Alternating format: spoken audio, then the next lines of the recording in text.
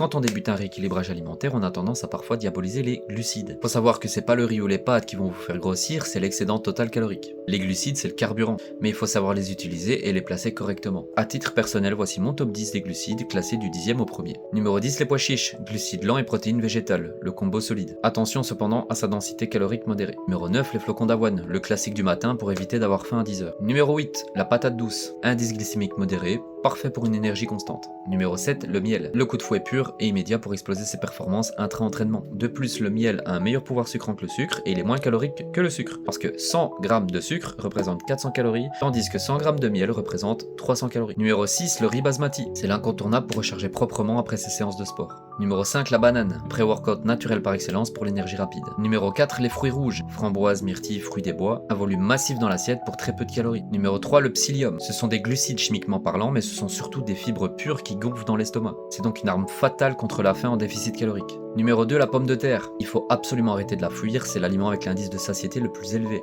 Et le plus gros cheat code, c'est de la cuire à l'eau et de manger une fois qu'elle a refroidi. Maintenant, selon votre propre avis, quel est votre numéro 1? Mange des patates pour caler ta faim, garde le riz et la banane avant l'entraînement. Faut savoir utiliser les glucides comme un outil, pas comme un ennemi. Abonne-toi.